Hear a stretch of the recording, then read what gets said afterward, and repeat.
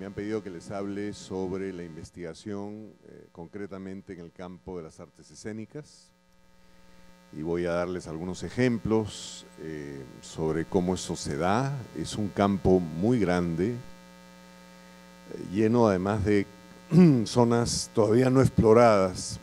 Quería empezar contándoles un poco parte de mi historia, porque creo que es importante para entender muchas cosas. Yo, cuando estaba en cuarto de media, entré a un ensayo de teatro y fue literalmente amor a primera vista. Me di cuenta que no quería hacer nada más.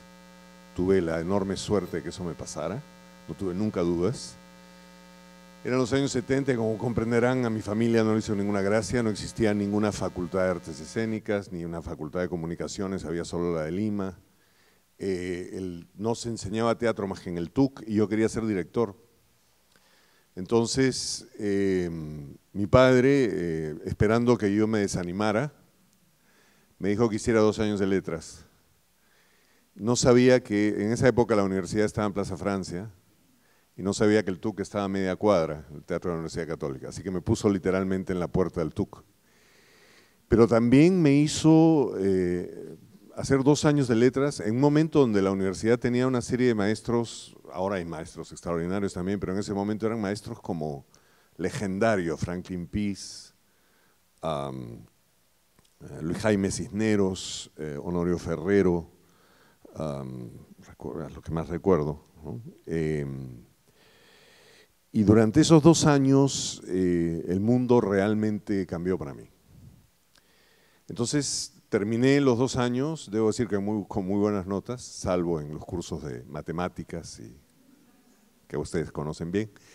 Pero fue muy gracioso porque cuando terminé los 2 años de letras, los profesores, cada uno me llamó a su oficina y me dijo: dedícate a esto, léase antropología, léase ciencias sociales, léase literatura. Y yo desde ese momento he considerado que el trabajo de investigación es fundamental para el trabajo artístico. Es más, no concibo uno sin el otro. ¿Y esto por qué? Porque, claro, podríamos hablar, si hablamos de investigación, evidentemente lo primero de lo que tendríamos que hablar es de la necesidad de estudiar la historia del teatro en el Perú, no solamente por un nivel de referencia, sino porque, salvo un libro que se publicó a fines de los 90, no existe ningún estudio profundo sobre la historia del teatro en el Perú. No solo eso, hay una serie de campos dentro de ese mundo fundamentales que no se están explorando. En los años 30 y 40, había un teatro que se llamaba el Teatro Campo Amor, que era un teatrito que estaba a la vuelta de la Merced, en Huancavelica, donde se hizo una obra que se llamaba En Cañete ha reventado un cohete. Era un sainete, y lo hizo un hombre que se llamaba Carlos Rebolledo, el Cholo Rebolledo. Esa obra estuvo años en cartelera. No hay ninguna información sobre eso, por ejemplo. No sabemos nada. Entonces, tendría que empezar hablando de lo más evidente, que es la investigación como parte fundamental de construcción de una historia del teatro en este país. Hay muchos huecos, hay muchas cosas que no se conocen. Yo enseño el curso de Historia del Teatro Peruano, algunos de ustedes ya les enseñé. Lo he enseñado también porque me parece un deber, y claro, mi investigación personal es personal y no tengo pues todas las herramientas ni todo el tiempo para dedicarme a investigar. Entonces, evidentemente, partamos de lo más evidente: hay la necesidad de investigación sobre el pasado, pero también sobre el presente. Hay una serie de fenómenos en este momento en el teatro peruano que no se conocen. Entonces, para aquellos que quieran investigar, digamos, a un nivel mucho más académico, hay muchísimo material. Pero hay también otras opciones interesantes, ¿no? Tenía que hablarles primero de algo que ha pasado, empezó en el teatro europeo en los años 70, empezó en Alemania. Apareció una nueva figura dentro del quehacer teatral, una figura que no existía hasta ese momento y que ahora ha crecido tanto que en los teatros europeos, y sé que en algunos teatros norteamericanos, por ejemplo, no se empieza a ensayar si esta persona no está. Esta persona se llama el dramaturg, no es el dramaturgo, es dramaturg y se ha quedado esa expresión en alemán. ¿Y qué es un dramaturg? El dramaturg es una persona que acompaña cada espectáculo desde un punto de vista de la investigación. El dramaturg es una persona que, por ejemplo, si se hace una obra de época, investiga la época, da materiales a los actores, al director, busca películas, trabaja con los actores sobre la realidad psicológica de sus personajes. Yo les puedo confesar ahora que si esa carrera hubiera existido cuando yo empecé, yo hubiera sido dramaturg. Es una carrera fantástica. Aquí, difícil pensar en dedicarse exclusivamente a eso, pero yo pienso que puede ser una opción muy, muy interesante, ¿no? La opción no solamente de la investigación, que es importante, sino cómo la investigación se aplica a un trabajo creativo, y es un campo enorme, que implica, como les digo, un trabajo sobre todo, ¿no? Sobre todo lo que se hace. Y creo que ese trabajo, creo que esa especialización puede ser un campo interesante para aquellas personas que quieran dedicarse a la investigación y no participen directamente del proceso creativo. Yo siempre he sido mi propio dramaturg y he sido el dramaturg de mis compañeros muchas veces. Entonces ahora les voy a hablar de algunos procesos donde trabajamos con eso, cómo se trabaja. La gente tiene ideas bastante fantasiosas sobre qué pasa en los ensayos, ¿no? Yo creo que el proceso de ensayo de una obra puede ser una obra escrita, por supuesto si es una obra de creación colectiva, improvisada, la cosa es mucho más compleja, pero en toda obra de teatro el proceso de ensayos es un proceso de investigación. ¿Qué se investiga? Se investiga el mundo de la obra, ¿no? Esta idea de que uno toma un texto y simplemente lo reproduce tal cual es una idea bastante remota a la realidad. Todo montaje teatral es el encuentro entre un texto o una idea que ya existe o se decide y un grupo de personas absolutamente concreto que le da a ese montaje características especiales. Entonces, lo digo porque mucha gente a veces tiene esta imagen de que hacer teatro es simplemente aprenderse, como decía un viejo actor inglés, apréndete la letra y no te choques con los muebles. No, es un proceso también de investigación. Les voy a hablar ahora brevemente de un espectáculo que yo dirigí hace 9 años ya, que es Ñacatita, de Manuel Asensio Segura. Ustedes deben haber leído la obra en el colegio, la deben haber sufrido seguramente, como sufrimos el teatro en el colegio. Creo que si en el colegio nos enseñaran a ver el teatro también como un proceso de investigación sería la cosa más interesante. La razón por la cual nosotros elegimos hacer este texto se hizo con el Centro Cultural La Católica. Fue porque yo creo firmemente que es muy importante mirar atrás también.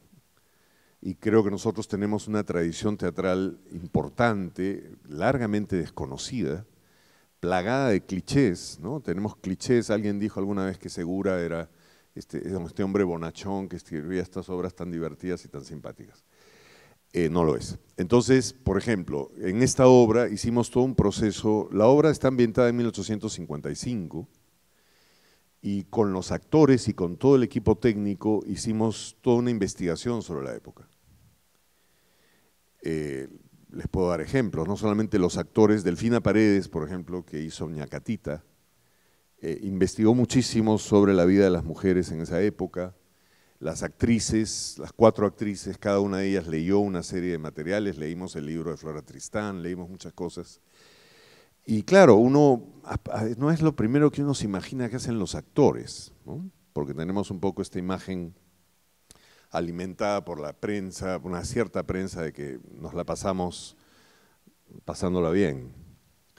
Entonces hay un primer trabajo de estudio grande. Una de las actrices, Esther Chávez, ha sido una esclava y entonces investigamos todo eso también. Ella investigó muchísimo y lo que hacíamos era traer eso a los ensayos, porque evidentemente el trabajo de investigación para un espectáculo es distinto a un trabajo de investigación más, digamos, tradicional. ¿Por qué? Porque nosotros tenemos que traer ese material a escena y transformarlo en algo teatral.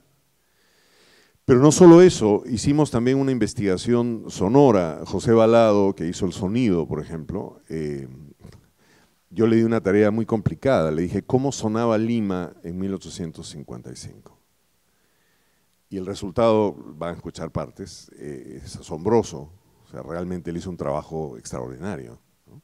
Entonces, durante todo el tiempo investigamos, buscamos, leímos muchas cosas. Hicimos una versión que molestó a mucha gente. Inclusive un gran actor mayor que yo admiro mucho me dijo que yo había asesinado a Segura. Y yo pensé que me estaba diciendo que era porque era malo el montaje. Le dije, qué pena que el montaje no te... Me dijo, no, el montaje es muy bueno, pero ustedes han matado la comedia en Segura. Y yo decía, pero es que no es una comedia realmente si investigas un poco, ¿no? Entonces les voy a pasar el comienzo de la obra y les voy a pasar un par de escenas de la obra para que vean cómo detrás de todo lo que ustedes van a ver hay un trabajo de investigación muy grande. Si hubiéramos tenido un dramaturg, el dramaturg hubiera hecho ese trabajo. Por ejemplo, a nivel de la escenografía, la obra sucede en el salón de una casa y nos parecía muy claustrofóbico. Entonces decidimos hacer que la obra empezara en un lugar de la casa y fuera como entrando. Entonces habían escenas en la sala, habían escenas en el comedor, habían escenas en un oratorio, porque en esa época todas las casas tenían oratorio, y todo terminaba en el patio de atrás de la casa. Esta investigación la hizo Carlos Mesta, que es arquitecto y es también escenógrafo. Entonces, hubo un trabajo de observación de casas muy grande. La obra también partió de un hecho de que necesitábamos cambiar los espacios. Entonces, se decidió usar balcones y trabajamos sobre los balcones, bajamos los balcones al suelo, lo van a ver. Se mueven maravillosamente, detrás de eso hay un montón de gente metida adentro que los mueve, eso nadie lo sabía en ese momento. Entonces, es un trabajo apasionante. Yo siempre creo que el punto de partida de la creación es la realidad. Que uno después la trastoque, la transforme, es una cosa diferente, pero la realidad es importante. Entonces quiero pasarles solamente algunos momentitos para que se den cuenta cómo detrás de un trabajo escénico hay también una constante investigación, que pasa por todo. Para esa obra hicimos investigaciones históricas, arquitectónicas. El vestuario, por ejemplo, también partió de un trabajo de estudio, de investigación de la época. Y por supuesto, no nos asombre que lo que hizo que este actor dijera eso viene del hecho de que evidentemente lo que encontramos fue algo muy distinto a lo que la visión tradicional de la obra nos trae. Descubrimos, por ejemplo, nos hicimos preguntas fundamentales, porque creo que parte del trabajo de investigación en la creación parte, como decía Brecht, de hacer las preguntas que nadie se hace. Nadie se pregunta por qué Ñacatita hace lo que hace. Es más, el cliché que ha llegado a nosotros es el de esta señora, un poco pispireta, regordeta, divertida, que es golosa y chismosa, ¿no? Investigando la obra nos dimos cuenta que no, que en realidad era una mujer viuda, sin hijos, probablemente o casi analfabeta, y nos hicimos la pregunta que Brecht pedía que todos los actores hicieran sobre su personaje: ¿de qué vive tu personaje?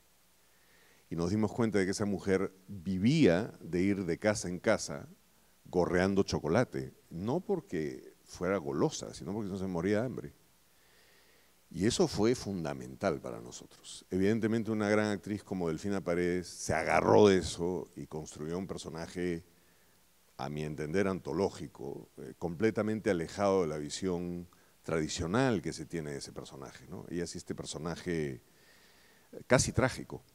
En la escena final, por ejemplo, para que vean además cómo el trabajo de investigación en un montaje es grupal, en la última escena, Segura, que a veces no es tan buen dramaturgo como uno quisiera, tiene que sacar a Ñacatita del espacio para que hablen mal de ella y para que se resuelva algo. Bueno, nosotros lo hicimos, pero una de las cosas que yo le planteé a Delfina fue: ¿dónde está? Y ella regresó al día siguiente, vamos a ver la escena, y dijo: está robando en la casa. Y al comienzo fue un poco un shock, pero tenía sentido. Entonces en la última escena ella entraba y había un momento donde la zarandeaban y se caían un montón de panes, porque ella robaba pan. Eso fue un gran momento del espectáculo. A mí me encantaba que la gente viniera y me dijera qué bonito ese final. Yo decía, pero no es mío, ¿no? Es el trabajo de ella. Yo creo que eso también es muy importante, ¿no? Entonces, quiero mostrarles esto brevemente para que vean cómo el trabajo de investigación también es fundamental para el trabajo creativo, para el trabajo de montaje de una obra.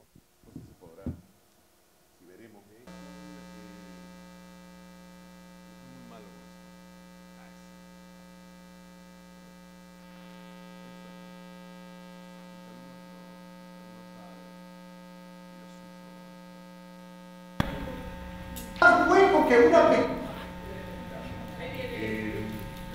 obra empezaba y terminaba con la misma secuencia.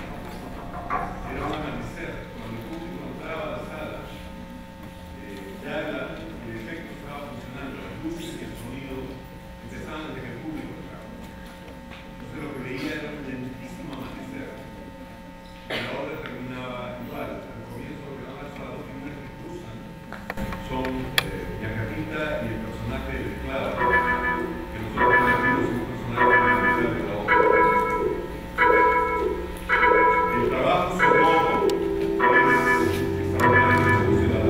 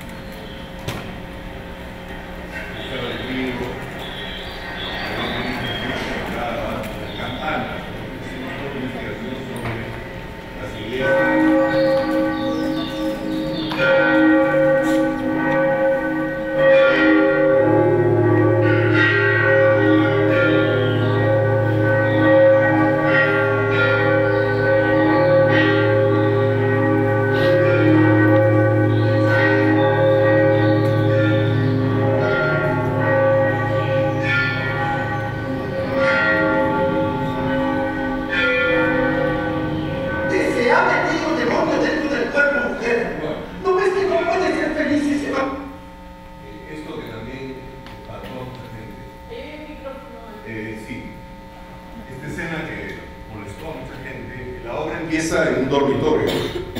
En la obra, evidentemente no, Segura jamás hubiera puesto una pareja así, pero para nosotros fue una verdad. Simplemente voy a pasar algunos momentos para que lo vean, pero simplemente es eso, ¿no? Como las decisiones no avanzan, no avanzan. Es uno solo, creo. Ay, Dios. Perdón, ¿cómo hago?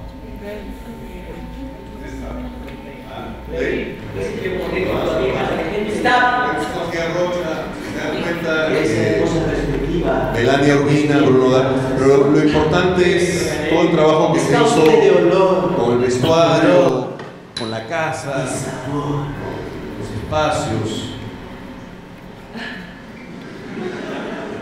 Yo me casé de 13 años. Y no llegó el quinceno sin ya. Eso era de cargar con una. Nada, bueno. Esta es Delfina Paredes haciendo, inclusive la ropa del personaje, todo fue naciendo de la búsqueda. Esta idea de que miraban a la gente con un telescopio, por ejemplo, no está en la obra. Y apareció también de toda una investigación sobre lo que hacían las mujeres limeñas en esa época. Que fuimos las que mediamos para que en paz se pusiera. Pero los balcones servían siempre como espacios, ¿no? Que cerraban, abrían. ¿Dónde te fuiste, muchacha? Parece mujer maldita que estuviera por vos estado. ¿Qué me precisa? Ponte a Dios. Increíble. Unirla, don Alejo. Voy a rezarle a San Lázaro. Mayor falta de estúpido. Y ella no está como loca por ti. Esta era una escena que en la obra pasaba casi desapercibida. Y con Delfina trabajamos la idea de que la mujer se iba emborrachando. ¿Y su madre, Ñacatita? Iban ¿Y su madre que me odia, determinadas que me desprecia, me sensaciones, injuria imágenes. y de su casa me arroja? ¿Y su padre? Que yo creía que era Si se dan la cuenta, la única imagen persona que de la me casa, tenía, de la un ropa, zapato protector, se buscaba un que me trata realismo como un con el que negro, normalmente no que se monta quiere esta hablarme obra. a solas. Y lo que queríamos era justamente eso, ¿no? Hacer un documento sobre la Lima verdadera de la época. Para tomar mi pistola y darme un tiro. ¡Jesús! Ya la vida me es odiosa. ¡Ave María Purísima! ¡Me dejas manongo absurda! ¡Morirse sin confesión! ¡Qué tentación tan diabólica! ¿Quieres que en el muladar cual burro muerto te pongan para que los gallinazos te destrocen y te coman? ¡Por Dios! ¡Desecha esa idea! ¡Que tu madre... ¡Ay, sí se me ha... Pues entonces subiré. Esta era la escena en el oratorio. Los balcones se iban moviendo, iban creando distintos espacios. Cuando empezamos a trabajar sobre la escenografía, vimos un plano de una casa republicana y la cosa fue como avanzando de ahí, ¿no? Todas las casas tenían un oratorio, las familias a veces hacían misa, oían misa dentro de las casas. Bueno, muy bueno, excelente. Me la entrega en mano propia. ¿Con qué a usted qué le parece? todo! Quería mostrarles la última escena. ¡Este canalla! Esta última escena pasaba en una especie de patio ¿Y usted? trasero. ¿Qué hacía? Rezando. O ayudándolos. Lo di... ¡Señor! ¡Ah, pero hay un caballero! Esta era la escena de los panes. Quisiera que la vieran. ¿Cómo retrocedo? ¿Puedo? ¿Y yo para qué necesito Creo que no, ¿no? de usted ni de su familia? ¿Ah? Judío ¿Este? excomulgado. ¡Señor! ¡Ah, pero hay un caballero que habla con usted, desea! A ver, explíquenme. ¿Ah? ¿Ya? Dile que estoy ocupado, pero señor, me ha encargado que le diga a usted que lo vea ahora mismo. ¿Qué precisa? ¿Cómo lo puedo Señor Don Jesús.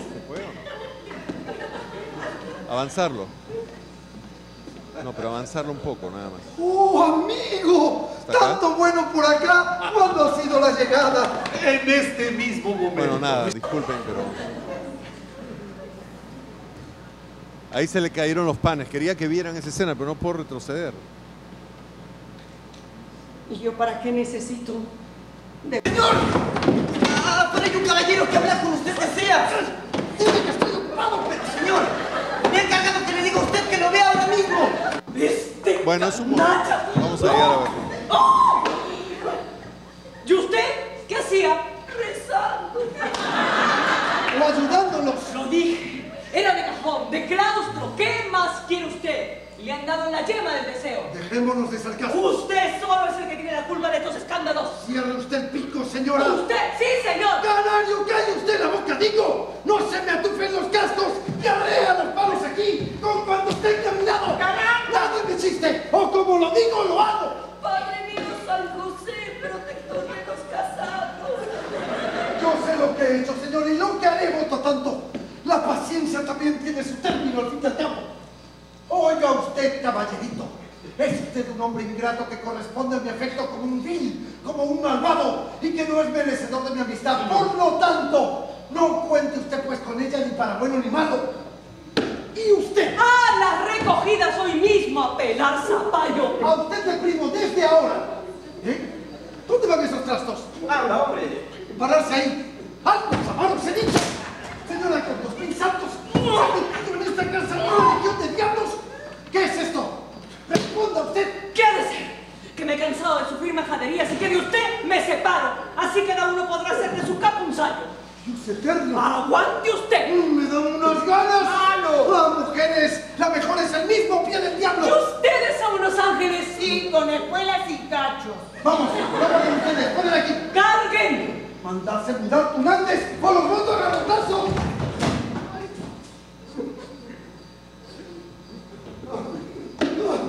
¡Qué barullo! ¡Carón! ¿Qué dirán en todo el barrio? Usted me estropea así porque me ve sin amparo. Como no tengo un pariente que me pare usted los machos. Hace usted ser El asma del pabilo de personaje Eso de es. Sofía Rocha también nació Hagámonos de la investigación. invisibles. Nos dimos cuenta que pasaba muchísimo. ¿Ya lo vio usted, ñacatita? Ya, ¿Ya vio usted el trato que me da? yo no me meto en asuntos de casados. En mala hora me casé con semejante abocastro. Dios ¿Sabe lo que me pesa? Y a mí también. Malo, malo. Y mire usted. Yo qué sé. Muy bien me lo aconsejaron. Voy a buscar mi pañuelo. Tan bruto. Y usted tan sabia. Me tiene usted hasta los topes. Lo odio a usted más que a los diablos. Le ha de costar a usted caro. Ya lo veremos. Señores, a buen tiempo, don Alejo. Venga usted. ¿De qué se trata? ¿Se necesita mi voto para algún vestido de nuevo? No, pues ese que usted lleva le sigue pintado al cuerpo. Solo que el color es bajo y el monillo un poco estrecho. Aquí se le acaba de caer los panes. Lamentablemente, bueno, no veremos esa parte, pero este momento era muy importante en la apuesta. ¿Y yo para qué necesito? De usted y de su familia. Judío descomulgado. Váyase usted, mi querida. ¿Y a usted quién le ha dado ver en este entierro? Cochinas. Por eso está Lima así. Ya se ve, Dios la castiga por cuenta de ellas nomás. De repente hay una ruina, o con más violencia que antes, vuelve la fiebre amarilla, escandalosa. ¡Señora! ¡Basta de pajarerías! Quite que me da calor. ¡No se exponga usted! Mejores sabían de ser, no tan sucias, tan mezquinas. ¡Vamos! Váyase usted a la porra, espantajo, sin camisa, muñecón, Matusalén.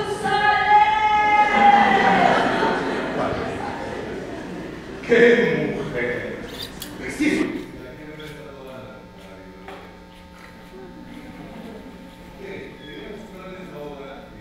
La misma línea de investigación que hizo un exalumno de la Facultad de Comunicaciones, de la especialidad de Artes Escénicas, que se llama Carlos La Rosa. Carlos La Rosa tomó un texto de César Vallejo que se llama Lock Out, una de las primeras obras que escribió Vallejo, porque, bueno, los de Artes Escénicas probablemente todos lo saben, los demás no sé, pero Vallejo fue un importante dramaturgo. Lamentablemente no tuvo las posibilidades de representar sus obras durante su vida y recién fueron publicadas por la universidad en el 79.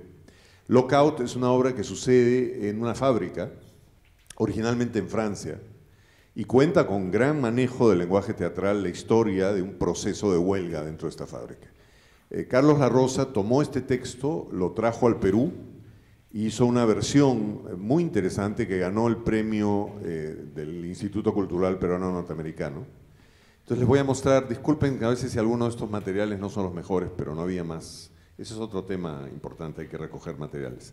Hay una pequeña entrevista a Carlos La Rosa que cuenta lo que hizo con el trabajo y les voy a mostrar luego una escena. Fue un montaje muy interesante, porque por supuesto también partió de una profunda investigación sobre Vallejo, sobre su época y sobre las luchas obreras de la época de Vallejo, además.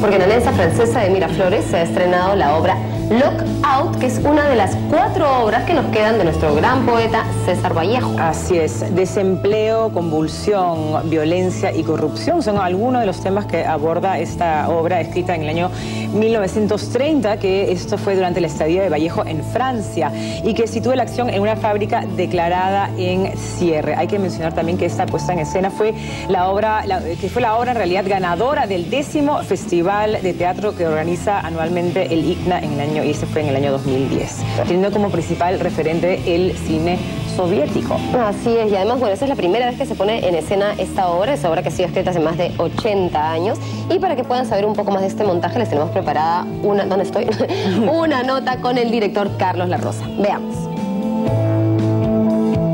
Compañeros, lo que temíamos ha acontecido. Hemos aquí ahora sin trabajo y mañana en la miseria. ¡No! ¡Vamos a protestar!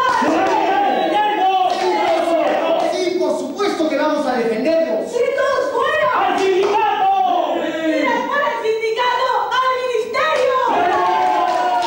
Vallejo es más que como dramaturgo, quizás como poeta.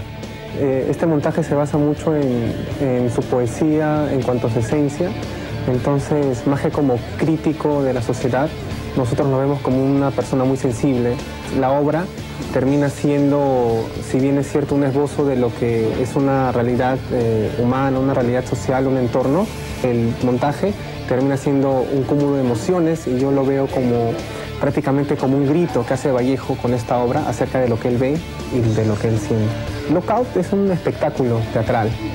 Lo que nosotros hemos logrado con la obra es transformarla en un espectáculo agradable para el público, que lo entretenga, que lo tenga atrapado a su butaca, que lo sorprende constantemente con música, secuencias, coreografías.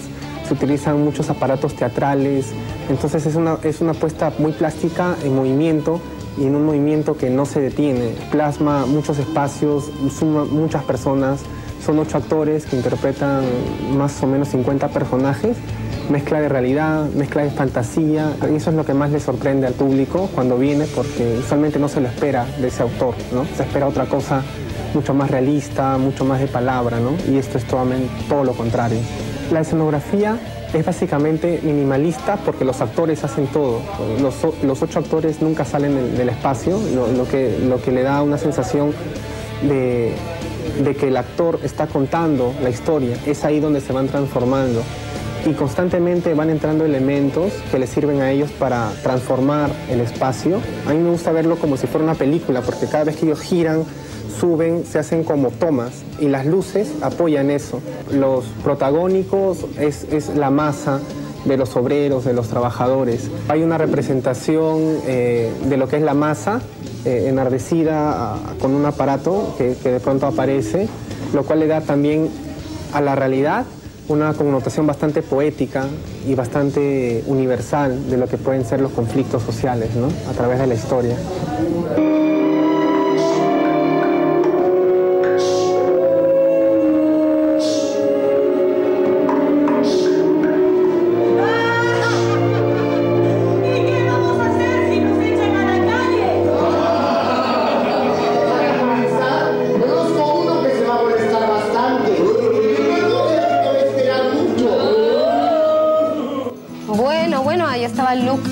Lockout, de César Vallejo, que acaba de empezar temporada en la Alianza Francesa de Miraflores. Van a estar hasta el 13 de marzo. Sí, otra obra que va a estar hasta el 13 de marzo, señores, es Sangre como...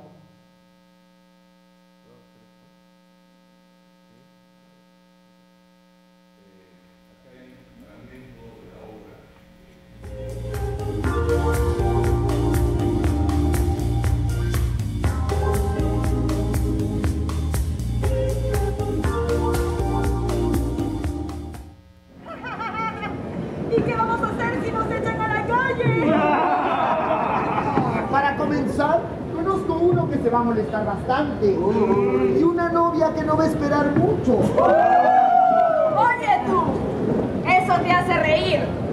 Encuentras eso muy gracioso. En cuanto a ustedes, todos tienen algo que perder. ¿Qué diablos? No solo Antonio que quiere casarse. ¿Qué hay de Ramos y sus hijos? Y de Vergara que tiene su mujer enferma. Quizá, pero no te pongas en ese caso. Ustedes se comportan como si tuvieran todos una cuenta en el banco. Fatal. Nadie es personalmente responsable por respetar el derecho a la huelga, como dicen tus obreros. Si Enrique de Sobrino y groseros. El ministro decide por la represión de los obreros. Fueron creando un lenguaje propio, además, en base a las improvisaciones, en base a toda una serie de ejercicios. El único responsable. No lo olvides, Alejandro, que yo trato antes que nada de salvar mi responsabilidad y la de mi partido, cuyos... Sin lugar a dudas, el aspecto más interesante para nosotros de la investigación es cómo en los 3 casos que voy a mencionar ahora, la investigación directa sobre la realidad no sirve tanto para ilustrar un texto preexistente, sino para crear 3 espectáculos muy importantes. 2 de ellos los van a poder ver en el FAEL, si no los han visto. Uno, no sé si volverá. Es muy interesante porque a partir de los años, en realidad en los años 60 había este tipo de trabajo, de búsqueda de materiales en la cotidianidad y luego elaboración de espectáculos en base a estos materiales. Pero últimamente, a partir de fines de la década del 90, ha aparecido algo que se llama el teatro testimonial. En realidad ha reaparecido, porque ya estaba antes. Este teatro se basa, como lo dice su nombre, en testimonios de personas reales que sirven para crear espectáculos sobre temas que normalmente la dramaturgia no toca.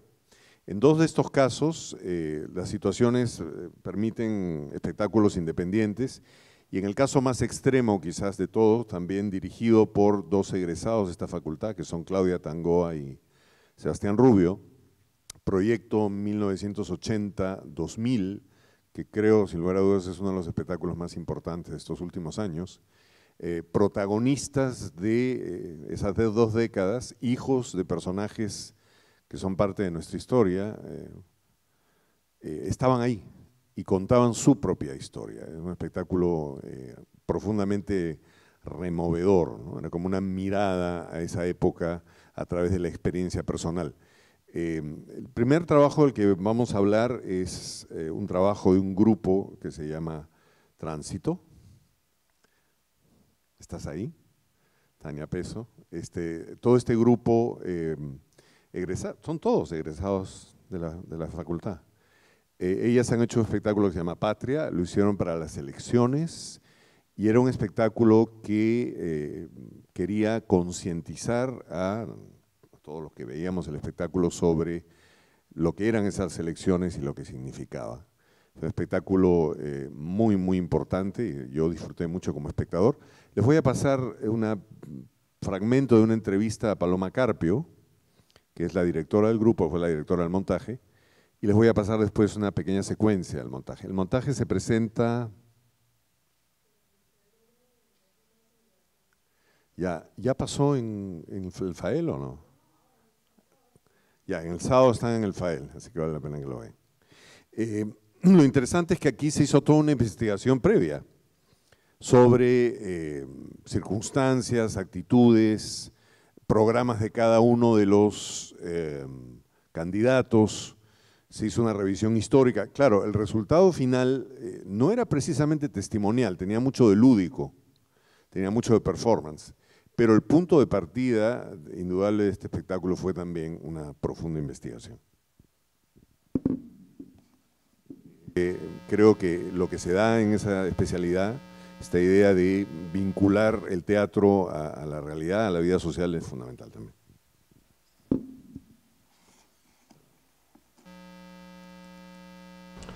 Son las 9:23. El grupo teatral Tránsito ha dado en el clavo en un momento en el cual vivimos una coyuntura electoral y en el cual, sobre todo a partir del cierre de las inscripciones de las listas parlamentarias, vamos a ver, junto a los candidatos presidenciales, una feria de ofertas que sin duda tenemos que ver con mucho cuidado. El grupo teatral Tránsito, decía, con el apoyo de la Asociación Civil Transparencia y La Tarumba, presentan el montaje Patria, en un momento particular porque vivimos una época electoral.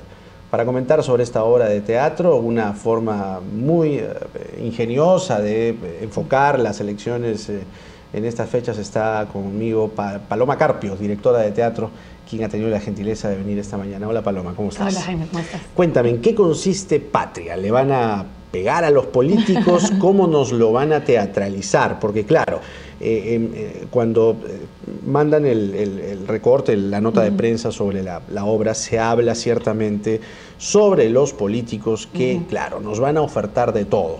¿Cómo mostrar eso desde las tablas? Bueno, no le pegamos a los políticos únicamente, en realidad. Nos pegamos un poco a todos los ciudadanos. A todos. Porque en este contexto se evidencia muchas veces rasgos de comportamiento social que son inquietantes, ¿no? Que para nosotros han sido la materia con la que hemos creado esto. Por el lado de los políticos, en muchos casos la desfachatez, la manipulación evidente, las ansias de poder más allá de verdad, el deseo de asumir un rol que va a generar que toda una sociedad se movilice, crezca, ¿no? Yo siento eso que está ajeno al discurso, ¿no? O sea, todo lo que… Yo me imagino de verdad que alguien con la voluntad servir y de asumir ese rol, tendría que despertar en la gente, no por el lado populista, sino más bien por el lado de la sensibilidad también, el deseo de ser mejores. Y entonces lo que pasa ahora es justamente todo lo contrario a veces, ¿no? El deseo más bien, y lo hemos visto en las elecciones recientes, municipales, y lo estamos viendo ahora, de manipular, de golpear, de anular al otro, no por los méritos de uno, sino por cuestiones tan intrascendentes, además. Sí, no voy a hacer referencia a nada concreto, prefiero no hacerlo, pero ahí estamos viendo que el comportamiento de los políticos es de verdad lamentable. Pero también lo es así el de los ciudadanos cuando no estamos alertas, cuando no somos capaces de decir, bueno, no me voy a dejar manipular por eso, no voy a caer ni pisar el palito y creerme lo que me están diciendo. Y lo somos también, somos también irresponsables cuando decimos, bueno, ay, no sé, de repente podría ser, pero o mejor y dejamos nuestra decisión en las urnas, o no meditamos ese proceso como tendríamos que hacerlo, ¿no? Hay algo muy rescatable y tiene que ver con que tú eres una persona joven, el grupo está conformado básicamente por personas jóvenes.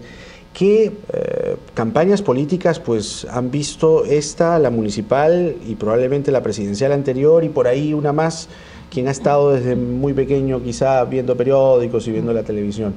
¿Cómo evaluar el comportamiento de los políticos hoy en día, a la luz de un país, como ustedes bien lo reconocen, que suma ya éxitos económicos, pero que el éxito o la grandeza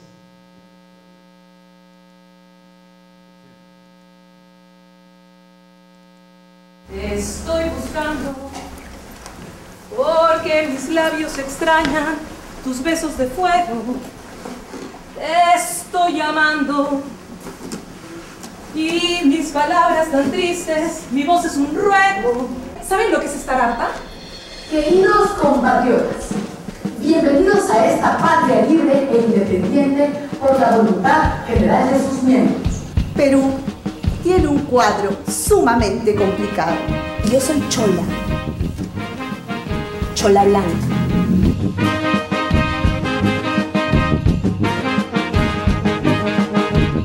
Hija fallida de la revolución o hija de la revolución fallida. ¿Tú vas a conseguir meterte a los medios en el bolsillo? ¡Sí, mi vida! Los hombres y las mujeres somos iguales. Que en este país son nuestros hijos.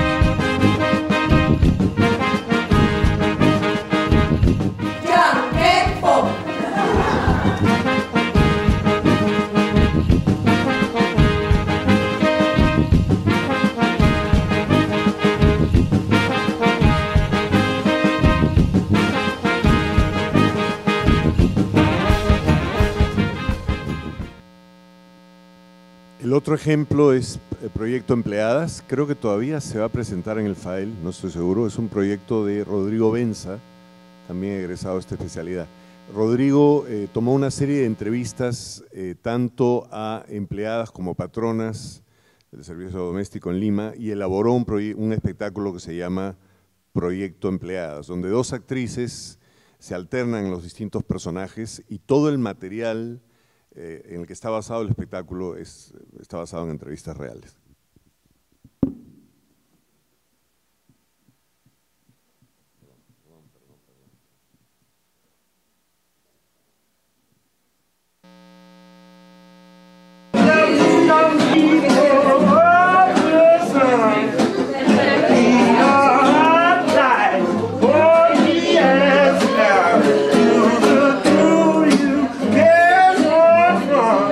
Director de Proyecto Empleadas, Rodrigo Benza, un gran amigo Corto de Azotea y del Espacio del Galpón. Cuéntanos, ¿cómo es esto del teatro documental y todo eso? Bueno, el teatro documental se basa en coger documentos reales o entrevistas o historias reales y llevarlas a la escena. El tratamiento es muy similar a hacer un documental en video, pero en lugar de usar las imágenes de las personas, usas la información de las personas y lo pones en escena con actores o actrices, ¿no? Un proceso de creación. El proceso de creación está en la medida en que editas las imágenes y además, de todas maneras, estos personajes no son, o sea, son basados en los personajes entrevistados, pero no son totalmente fieles, ¿no? Entonces hay todo un proceso de creación y además, en el caso de nuestro montaje, se han usado videos se ha creado música, etcétera. Entonces hay un tratamiento estético, artístico del documento. Todas nos identificamos en algún momento con alguno de los personajes o con alguna de las historias y nos damos cuenta de cosas que hacemos tal vez sin querer o cosas que nos han pasado que no nos habíamos dado cuenta. Entonces que es como verte ahí y dices, ah, caray, yo hago esto, ¿no? ¿Verdad? O esto pasa, sí, pues. Yo sé que pasa, pero nunca lo había pensado. Sí, sí. Bueno, y ¿cuánto tiempo queda para que invites a la gente? Una semana nomás, queda el próximo fin de semana. Viernes, sábado a las 8, domingos a las 6, reservas al 999-40-6664. ¿Dónde estamos? El Galpón Espacio. Ya, y tenemos unos previos con Nico Wagenman, ¿no? De lujo. Nico Wagenman, claro. De lujo. De lujo, hermano. Gracias. Sí, papá.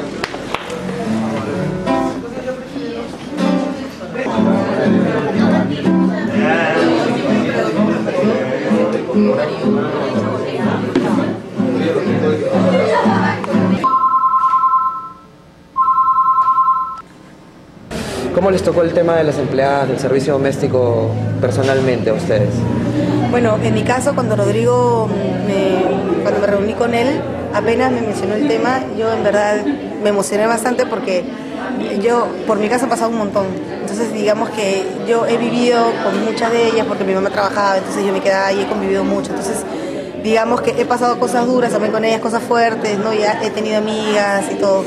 Entonces me interesó desde un principio y me emocioné mucho y más que él me dijo que íbamos a trabajar con testimonios reales de empleadoras, de empleadas de verdad, dije de todas maneras. Y lo que me emocionó fue la idea que él tenía de representar a varios personajes. De hecho era como un reto, ¿no? Me parecía algo muy, digamos, que no era un tema que usualmente se hable en el teatro y que a pesar de ello era algo tan, digamos, tan de todos, porque todo el mundo siempre de alguna manera u otra ha tenido una empleada que ha marcado su vida, ¿no? Yo tenía algunos testimonios personales, por ejemplo mi abuela, ¿no? Que ha sido ella empleada del hogar, y yo justo le comenté, ¿no? A Rodrigo, y él me decía, ay, bueno, entonces sería bueno que le entrevistes, pero para mí fue todo un tema, ¿no? Porque ella estaba un poco reacia al principio, pero ya cuando le dije, háblame, se soltó y empezó a contar y contar.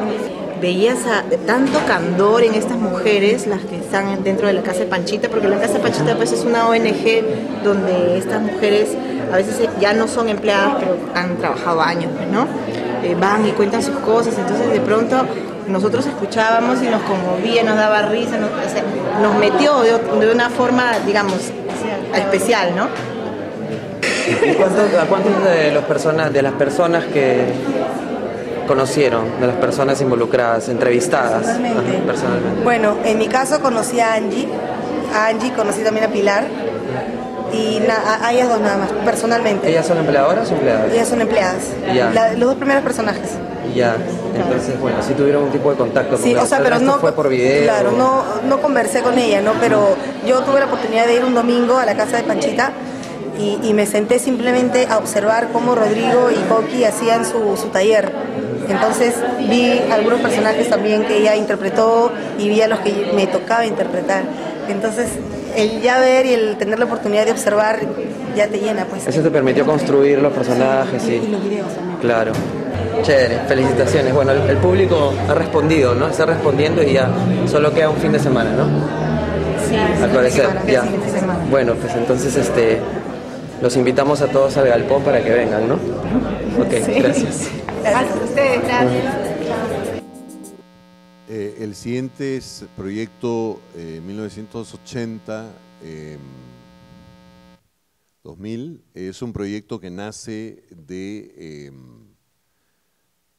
el trabajo con verdaderos protagonistas de la historia, hijos de personajes que participaron un poco de toda esta historia y interpretándose a sí mismos además. Ellos son Claudia Tangó y Sebastián Rubio, egresados de la especialidad de Artes Escénicas. Con Claudia Tangó y Sebastián Rubio para que nos cuenten un poco más sobre esta obra de teatro Proyecto 1980-2000. ¿Qué tal? Cuéntenos un poco de este proyecto. Bueno, Proyecto 1980-2000 es el resultado de un laboratorio con 5 jóvenes que están relacionados de alguna manera con una época específica del país, con los años de violencia y corrupción que atravesó el país entre el 80 y el 2000. La obra parte un poco de testimonios. No es un texto que estamos tomando de algún autor, sino es un trabajo que se ha ido construyendo mediante un proceso largo de laboratorio con los chicos, después de ensayos, y es todo lo que se ve es producto de ellos mismos y de nosotros, ¿no? ¿Cómo nace la iniciativa, digamos, de poner en escena, digamos, recoger estos testimonios? ¿Cómo nace esa idea?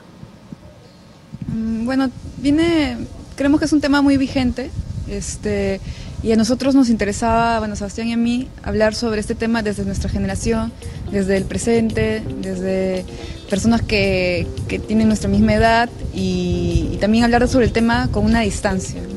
Y bueno, de manera muy particular empezamos a trabajar el proyecto también porque hubo una convocatoria en el Centro Cultural de España para hacer proyectos independientes, y presentamos la carpeta del proyecto y salió seleccionada. Es muy importante también que sean jóvenes los que, digamos, recojan estos testimonios, ¿no? Muchos de repente dirán que no han sufrido, no han pasado esa época de terrorismo, pero sin embargo ustedes han recogido esos testimonios porque todos quizás en un momento hemos sido afectados, nuestros padres y todo eso. Es muy importante. ¿Qué le dirían en todo caso a los jóvenes, ¿no? Que supuestamente, que me imagino estarán viendo y viniendo a ver esta gran obra? Es súper importante lo que mencionas, la cuestión generacional, porque nosotros, pertenecemos a una misma generación que ha crecido en la época de violencia del país, y es algo que hemos respirado un poco, ¿no? Hemos respirado un poco las noticias con las torres que se derrumban, con los atentados a diferentes lugares como el Canal 2, las embajadas. Era cosa normal tener los masking tapes en las ventanas, vivíamos con eso.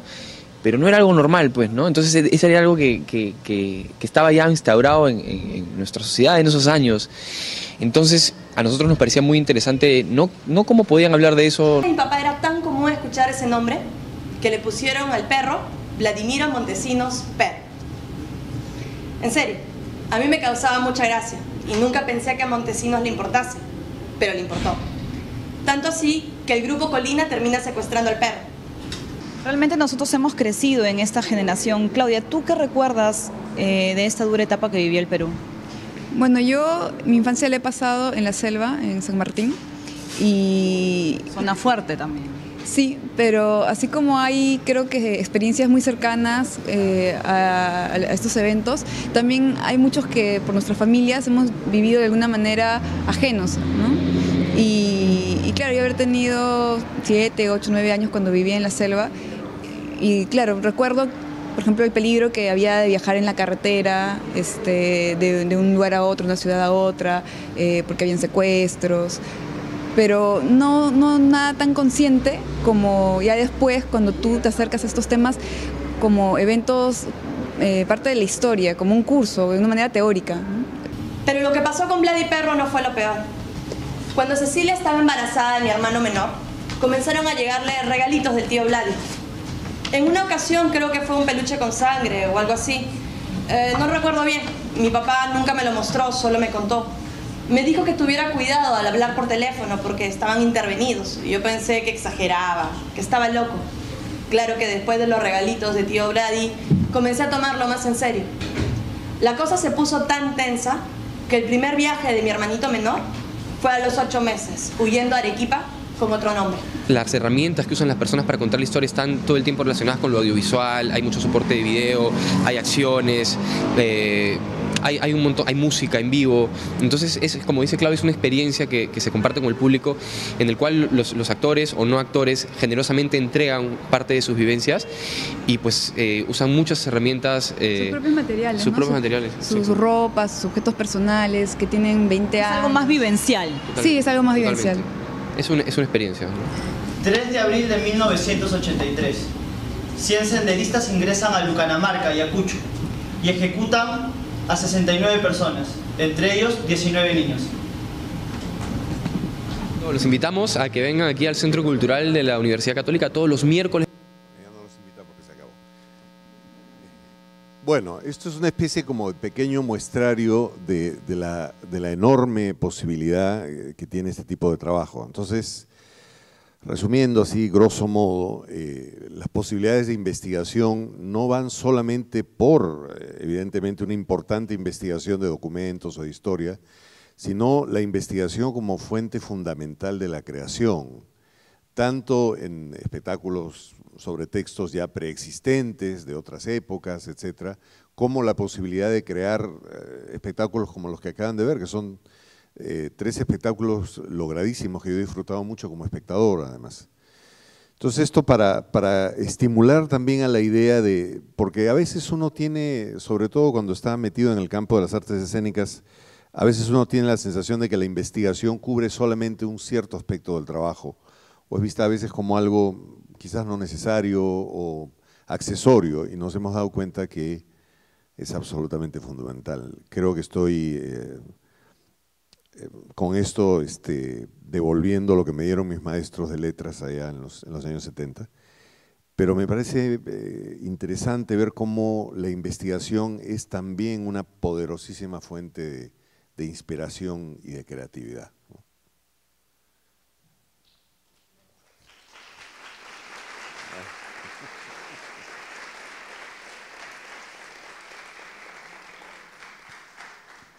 Gracias, Alberto. Hola, chicos, qué bueno que están acá. Hemos compartido un momento realmente rico, importante, y de la mano de Alberto, que lo sabe todo de este tema. Le pueden preguntar todo lo que quieran, tenemos todavía, creo, ¿no? Un ratito, tenemos un tiempo para preguntas, aprovechen ahora. Mano, las manos.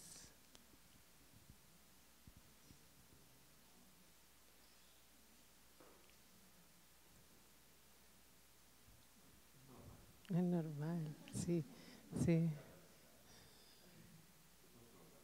Sí, yo te puedo preguntar. Ahí, yo sí tengo una pregunta. Hablaste de entrevistas y hablaste de testimonio. Son dos recursos que parecen fáciles de abordar, pero es una técnica que además a veces toma tiempo, recoger un testimonio. Cuenta un poquito de esos 2 recursos, de esas 2 técnicas. Sí, yo no he participado nunca directamente de este tipo de procesos, pero indudablemente tendría que hablarles, por ejemplo, de Yuyashkani. Yuyashkani es, sin lugar a dudas, el grupo más importante del teatro peruano.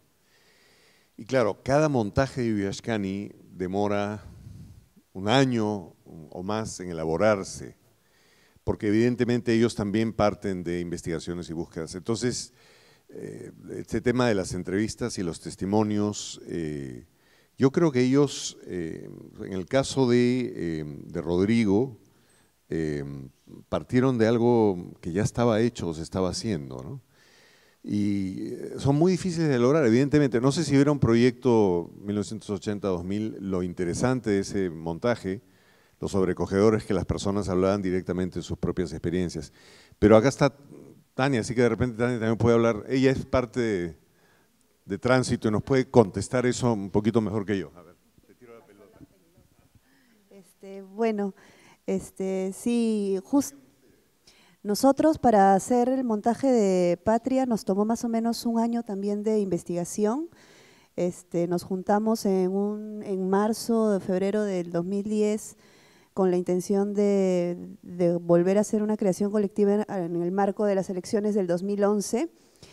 Hay que mencionar que ya se había hecho un trabajo, Paloma Carpio con Tránsito ya había realizado un montaje en las elecciones pasadas del 2006, que fue Partido Perú Partido.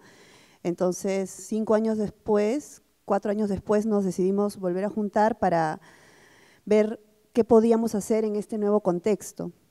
Entonces empezó primero, creo que el corazón, el vínculo para al menos nosotros empezar a trabajar fueron dos caminos, ¿no? Uno fue el tema que tiene que ver con la coyuntura, empezar desde dónde queríamos abordar el tema de cómo mirar al Perú, ya sea desde los políticos directamente, las personas que estaban postulando en ese momento para las presidenciales, y también cómo lo estaba manejando a nivel de los medios, ¿no? Pero creo que el clic del asunto en Patria fue cómo nos conectábamos cada uno de los actores con el Perú. Cuál era nuestro vínculo con el Perú, por qué nos estábamos juntando los 6 en este caso, 6 actores y la directora, para hablar sobre el Perú. Y lo que hicimos fue hacer una investigación de manera primero individual en torno a cómo nos vinculábamos cada uno. Cada uno fue por distintos caminos. En mi caso, mi vínculo fue con mi abuela es de la sierra del Perú, entonces no tenía mucha información sobre ella y tuve que recoger información sobre fotografías, el contexto también en el cual ella vivía, es quechua hablante, entonces también tuve que investigar sobre el lenguaje, el idioma y veíamos un montón leíamos periódicos, revistas, televisión, nos entrevistamos con algunas personas también porque dentro del montaje también hay distintas maneras de mirar al Perú, distintos tipos de diagnósticos, desde el psicológico, desde uno más, hay un diagnóstico más desde lo espiritual, entonces era también recurrir a fuentes que manejaban esas temáticas para poder ver cómo desde su perspectiva miraban al Perú, ¿no? Esa era un poco la idea del proceso, al menos de los testimonios. Gente también, nos acompañaron otras personas para también realizar el montaje, ¿no? Sí. Gracias. Sí, claro. Lo interesante, por supuesto, es que esa es una primera etapa, ¿no? Quizás la gran diferencia entre una investigación más sociológica propiamente dicha y esto, es que eso luego sirve para una elaboración que, como han visto en los montajes, tiene mucho de lúdico, tiene mucho de teatral también, ¿no? Y creo que eso es importante. O sea, no creo que hay que pensar simplemente que lo que hay que hacer es transponer el fruto de las investigaciones al escenario, sino convertirlos en algo teatral, ¿no? Sí. Ahí está. Eso es un tema del que me acabo de dar cuenta que no he hablado. Creo que sí. Yo creo que, bueno, en este momento la situación del teatro en Lima es muy particular. Si ustedes ven, yo lo vi el fin de semana, hay 13 espectáculos, 13, sin contar el FAEL. Eso no había pasado nunca. Y claro, lo que se van a dar cuenta viendo que salvo algunos espectáculos y aún así no hay mucho público. O sea, lo que está pasando ahora es un fenómeno muy extraño, que es que hay mucho teatro, pero no hay público para todo ese teatro. Hay teatro, creo yo además, no soy la persona más indicada para decirlo, pero lo voy a decir, de altísima calidad y a veces vas y la sala está a medias. Y creo que es un problema que tiene que ver con un problema que va más allá de las opciones de entretenimiento que hay, tiene que ver con el problema del público en este país, que es un problema que nunca ha sido tratado profundamente. Entonces, por ejemplo, uno de los temas que ahora está preocupando a la gente de teatro es qué cosa es el público, qué público es, por qué no viene a vernos cierto público, por ejemplo, porque es un problema solamente del precio de las entradas, y creo que ahorita se ha vuelto el tema fundamental de la discusión teatral. Entonces, evidentemente, ese es un tema fundamental, no solamente un tema en el sentido, bueno, yo estudié en el Piccolo Teatro de Milán. El Piccolo Teatro de Milán es posiblemente uno de los teatros más importantes de Europa. Es un teatro que empezó en la posguerra y uno de los cursos que llevábamos se llamaba Organización Teatral. Y la persona que dictaba ese curso era Giorgio Guazzotti, que era el organizador del Piccolo, quien me ofreció mi primer trabajo que yo tontamente no acepté porque yo quería ser artista y no organizador. Bueno, aprendí mucho con él. Y el Piccolo tiene un público porque se lo consiguió. Entonces, parte de la energía del Piccolo estaba en conseguir un público. No estamos hablando de conseguir un público que viene y me compra mientras… No, sino que haya un público que te siga. Y esa es toda una técnica que nosotros no hemos implementado, por ejemplo. Yo no creo que la razón principal por la cual tan poca gente va al teatro es por un problema económico, tiene que ver con información y tiene que ver también con la percepción que se tiene del teatro como algo elitista, que de hecho, si lo ves, lo es, pero eso podría quebrarse, ¿no? Entonces ese tema a mí me parece un tema fundamental. Así que si alguien quiere no solo investigar el porqué, sino las maneras de que eso cambie, sería fundamental. Sí. Sí, sí.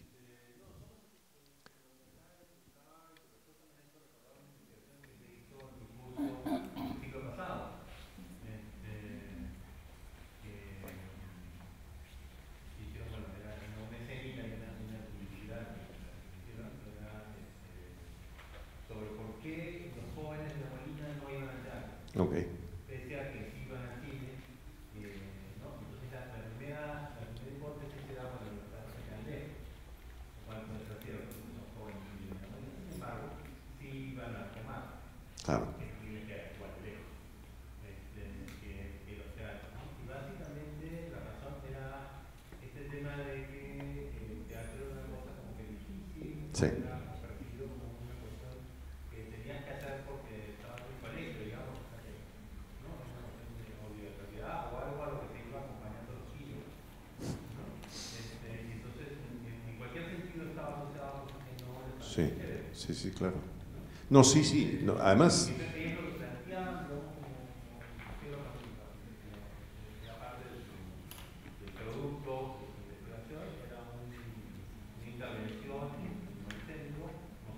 Claro, claro. Sí, bueno, es un tema que nosotros vemos en el curso de Historia del Teatro del Perú, el teatro peruano también, y tiene que ver con muchas cosas que pasaron sobre todo en la década de los 30 hasta ahora.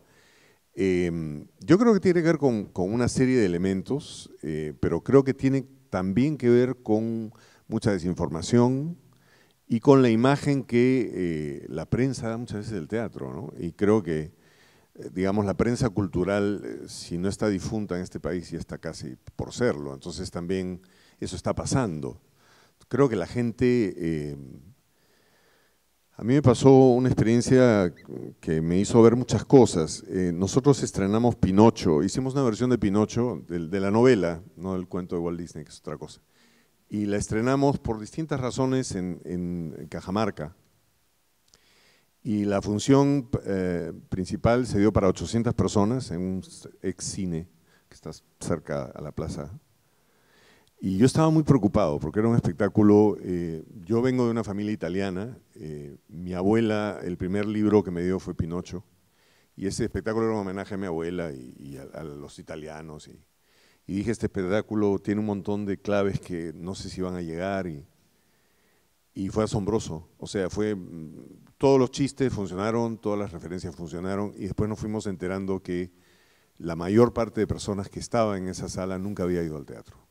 Entonces creo que también tiene que ver con eso, tiene que ver con la percepción que nosotros recibimos del teatro desde el colegio, ¿no? Yo creo que los que están en artes escénicas lo saben o lo van a saber pronto, pobrecitos.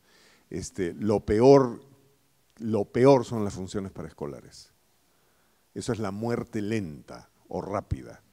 Yo he parado funciones porque tiraban avioncitos de papel al escenario. Entonces, en lugar de molestarme con los alumnos, me molestaba con los profesores, porque creo que ese es el problema. Porque creo que todavía la sensación que se tiene es que vamos a, o sea, llevar a los chicos a ver teatro es buenísima la idea, pero no funciona si es así. Y yo estoy tratando, infructuosamente hasta ahora, de que cada vez que un grupo de escolares vaya a ver una obra, tenga un encuentro con los actores, el director y todo el mundo antes de la obra, en el escenario, y que se rompa un poco esta distancia. Porque ahí es donde yo creo que empieza el problema, la percepción que se tiene del teatro en el colegio, como una imposición, como una cosa aburrida, como una cosa distante, crea también esa sensación. Entonces yo creo que la investigación o el trabajo de creación de un público debería empezar ahí, ¿no?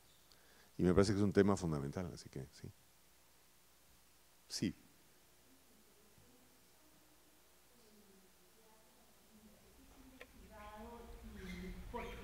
Claro. He tenido la oportunidad de ir en estos últimos meses y es lleno. Sí, no todo, pero sí. El teatro, bueno, sí. El teatro y es muy ecológico, hay mucha enseñanza, tiene mucho.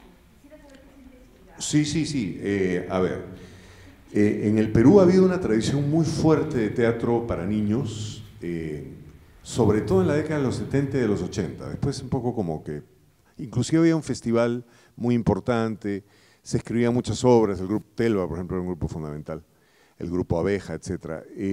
Sé que, por ejemplo, ha habido un curso, no sé si alguien lo llevó, este ciclo hubo un curso de teatro infantil, el ciclo pasado, de teatro infantil en la especialidad, dictado por Celeste Viale, que es directora y dramaturga, donde hicieron toda una investigación.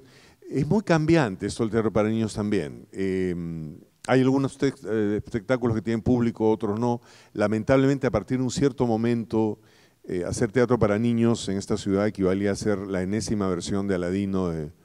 Yo una vez vi un montaje, es una de las experiencias más surrealistas de mi vida, vi un montaje de los Picapiedra, donde bailaban la Macarena, todavía me acuerdo. Es anecdótico, pero creo que gran parte del problema también tiene que ver con eso, que lo que usted probablemente ha visto es un ejemplo no muy común, porque lo que hay más es el otro tipo de teatro. Y sin embargo hay movimientos interesantes, hay un estudio sobre eso.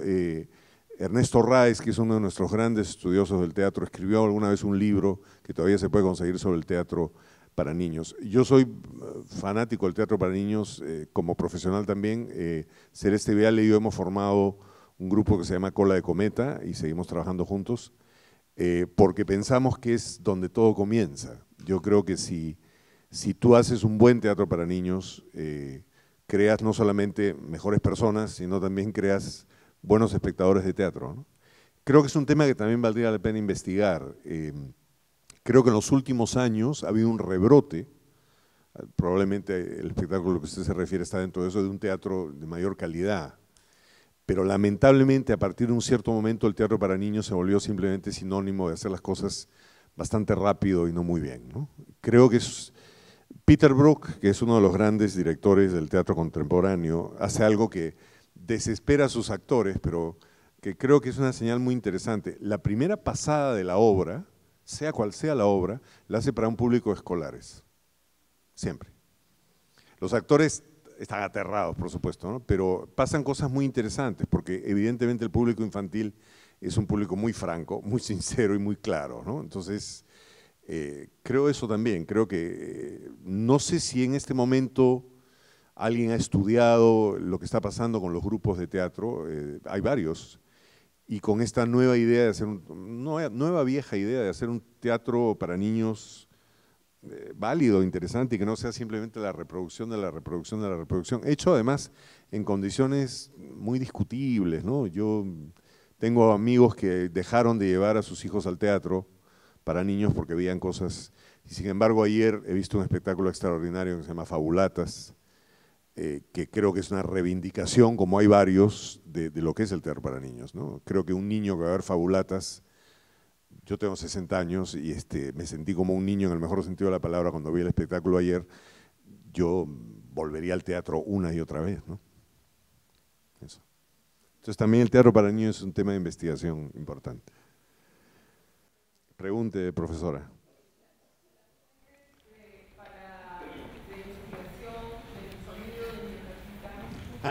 Eso fue maravilloso. Claro, José Balado, que es un sonidista muy importante, con quien siempre he trabajado, siempre trabajamos sobre cosas más o menos manejables. Entonces, un día lo llamé y le dije, mira, tenemos que hacer una obra sobre Lima en 1855, cómo sonaba Lima. Leímos cosas, hicimos una especie de chequeo, ¿no? Las iglesias. El río estaba muy presente, ¿no? El río hablador famoso estaba. Y él mezcló cosas y mezcló también sonidos de niños jugando, pero fue toda una investigación que por supuesto al final mucho podía haber sido también inclusive un poquito inventado, pero partió de eso, ¿no? Partimos de la literatura. Cuando hicimos Ñacatita, todos leímos cantidades de libros, vimos un montón de fotografías, y claro, es que lo fascinante de esto es que en el caso del trabajo creativo, toda esa información te produce, te hace salivar en el mejor sentido creativamente, ¿no? Es fantástico eso, porque las actrices, por ejemplo, las 4 actrices hicieron 4 mujeres muy distintas hicimos una investigación exhaustiva. También hablaron con distintas personas sobre las mujeres en la época. Y lo que era fantástico para el director, en este caso yo, es que estas personas traían aportes específicos, que creo que es una cosa muy interesante, porque a veces se piensa que el trabajo de investigación, un montaje teatral de un texto ya escrito, lo hace simplemente el director. Y no, para mí es fundamental para los actores. Yo hace poco hice una obra que se llama Rojo, era una obra sobre un pintor norteamericano que se llama Mark Rothko. No solamente seguimos clases de historia del arte contemporáneo como parte de los ensayos, sino que trabajamos con 2 pintores. Uno de ellos fue Ramiro Ollona, que fue muy gentil con nosotros, y nos enseñaron a pintar. Y yo pasé todo un día con Ramiro en su estudio, investigando, o sea, observando cómo agarra la brocha, cómo pinta, cómo… Entonces es un trabajo… Porque claro, la investigación puede parecer de buenas a primeras simplemente, no simplemente, puede parecer algo documental, y sin embargo en el trabajo artístico es para mí la base de la creación, absolutamente. Creo que un montaje siempre es una investigación, siempre es una búsqueda de materiales, y por eso vuelvo a insistir, a ver si alguien se anima, si a alguien le interesa alguna vez, esta importancia del dramaturg como parte fundamental de un equipo de trabajo, ¿no? El dramaturg es quien se encarga de hacer todo ese tipo. Yo soy muy chancón, entonces lo hago yo, pero digamos, sería muy interesante pensar en una especialidad donde se puede dar eso, ¿no? Si a alguien le interesa ese tema, o sea, trabajar con alguien. Cuando hicimos Viaje de un largo día hacia la noche, este año, la obra es la historia de una familia donde hay 3 alcohólicos y una morfinómana. Es una familia muy particular. Nosotros trabajamos durante todos los ensayos con una psicoanalista especializada en adicciones y en familias de adictos. Y yo creo que no hubiéramos podido lograr lo que logramos si esa persona no hubiera estado con nosotros. Aprendimos mucho, descubrimos muchas cosas, y constantemente, por ejemplo, el personaje de la madre en la última escena está totalmente bajo los efectos de la morfina, y la actriz Sofía Rocha trabajó con esta persona, entrevistó gente, y lo que ustedes ven en el escenario parte de esa investigación también, ¿no? Entonces la investigación es profundamente creativa también.